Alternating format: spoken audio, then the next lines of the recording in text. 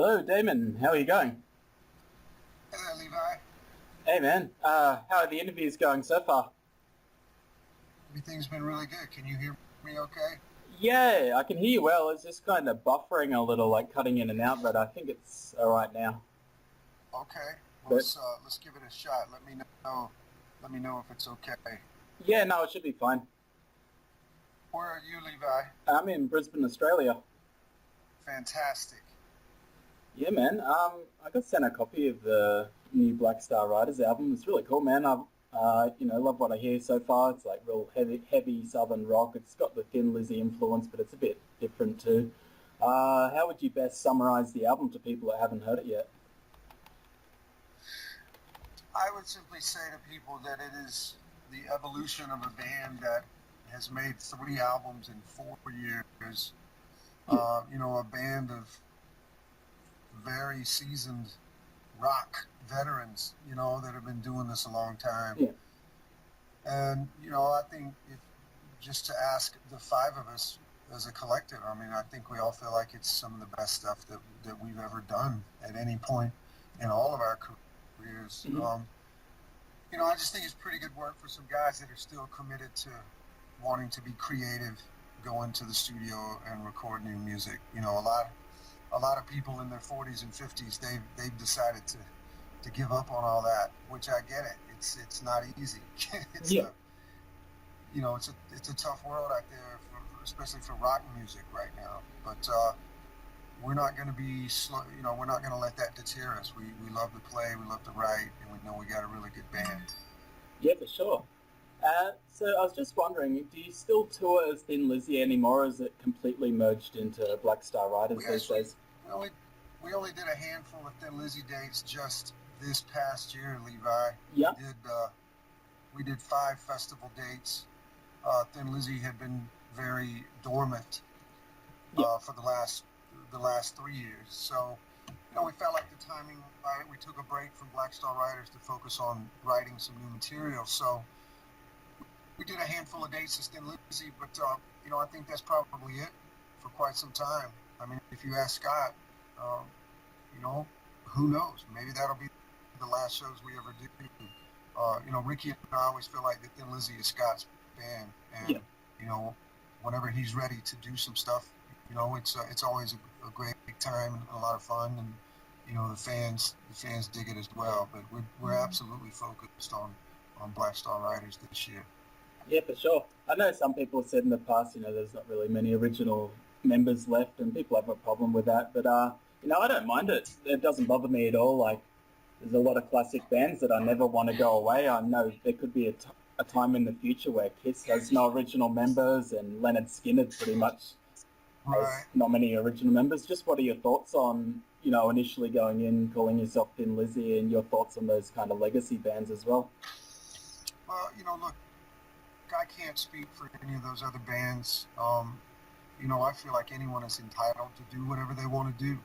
And I just know that when Ricky and I first joined Thin Lizzy, the idea of making new music was alien to Yeah. us. It would have never occurred to us that that's something that Scott would even consider. Mhm. So, when the suggestion was brought up that, maybe we do want to give some time to trying to write some new music, we were excited because we love to write and we love Thin Lizzy. So, initially we thought, okay, yeah, this sounds like a pretty good idea. And to be honest with you, Levi, the further we got into it, Mhm.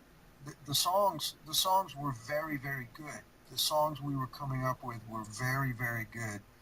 And we began to realize that, to really give these songs a fair shake, it would make more sense to Mhm. change the name, put it out under a different name. Yeah. That way you let Thin Lizzy be Thin Lizzy. If Scott wants to do dates as Thin Lizzy, we can go do that.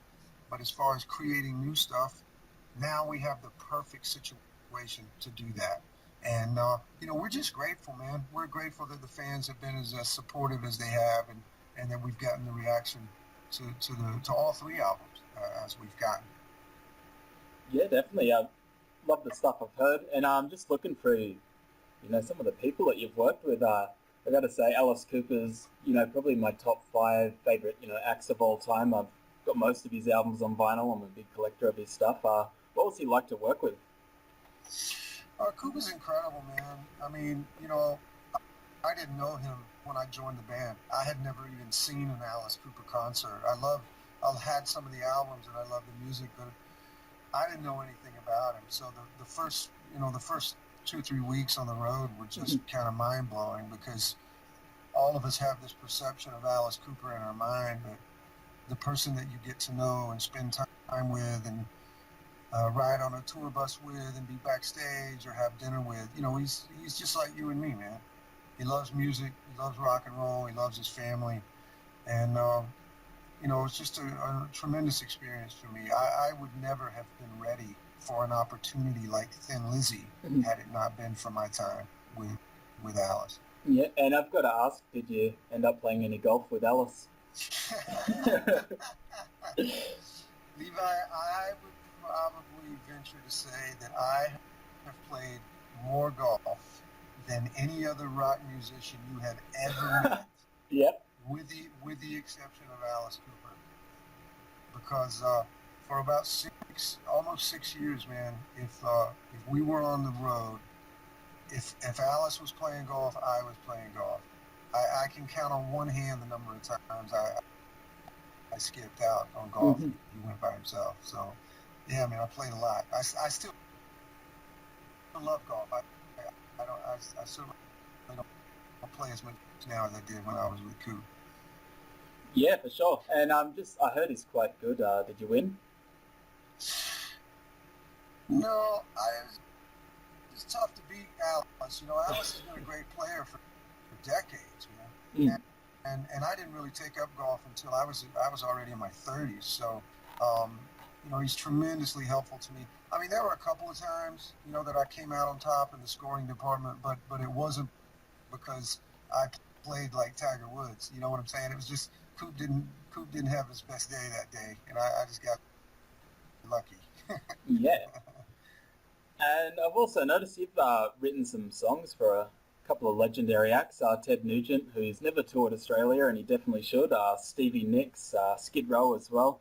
How do you go about submitting a song to a legendary act like that? Do you just send them a message or an email, or what's the process?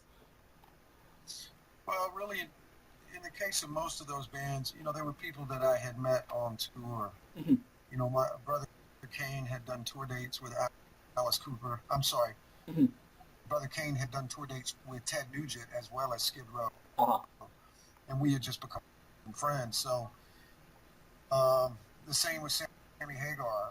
We toured with Van Halen, and, you know, so they liked the music that they heard that I had been writing, and at some point they just reached out and said, "Hey, man, do you want to get together and write some stuff for my next record?" And I love to write so much, Levi. There's rarely a situation that I will pass up, you know, an opportunity to write with someone, especially someone that I, you know, respect their music. I'm a fan of their music, and you know, when there's some kind of a connection there, I really enjoy it. So it's always fantastic to write with those guys. Yeah. And do you find there's like a difference when you're performing your own original music and when you're paying, homage to, a legendary band like Thin Lizzy? Well, yeah, there is a big difference, man. That's a great question, really, because, if you think about it, the Thin Lizzy material is all tried and true. It's been out there for decades, and those are great songs. You know that the audience is going to know all those songs. But when you're doing something new, whether it's with Black Star Riders or even my own solo material, it's brand new music, man. It may not be getting played on the radio or getting played in a TV commercial or a movie soundtrack or anything like that. So, it's definitely a little bit more of a challenge to keep people's attention when you're playing them something that they've not heard before. But, again, that's why we're so excited about now being 3 albums into the Black Star Rider story, because we do have, 2 records worth of music that people are somewhat familiar with. So I guess that the longer you stick with it as a band, the easier that becomes. The less, there's just more material that the audience is already familiar with. Yeah, for sure. Do you guys have any plans on coming to Australia for part of your tour legs? Levi, there's no plans specifically at the moment, but I can assure you that it's a priority for us. Yeah. You know, the last time Scott and Ricky and I were in Australia was back in 2013. Yeah. When we did those dates with Kiss. That's the one. And, yeah. So we know there's some great rock and roll fans down there. There's certainly a lot of interest in what we're doing now. So without question, it's a priority for us to hopefully get to Australia this year. Yeah, for sure. There's big news in America at the moment. Donald Trump comes in 5 days. I've said to a few people I don't mind him too much, and I get some dirty looks. But what are your thoughts? Do you think we should give him a chance? Well, you know, if for all of us that live here, I mean, we're stuck with him. Yeah. You know, we don't have any other choice but to give him a chance. You know, I'm not a fan, but you know, I hope he does some good stuff. I hope he can make some changes in his personality along the way. Oh yeah. You know, it's a pretty important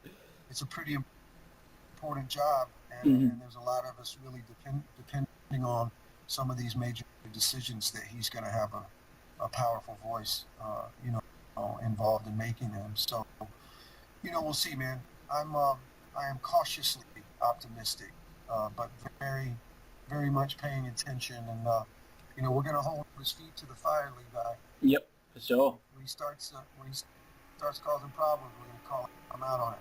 So we'll see how it goes. Yeah, it's definitely going to be an interesting 4 years, and I think it will work out for the better. I'm always optimistic, so you know, I'm probably wrong. Just say, you know what, man, good on you, man. Because at the end of the day, sometimes that's all you got. It's just a positive attitude and work hard and try to do your best, man.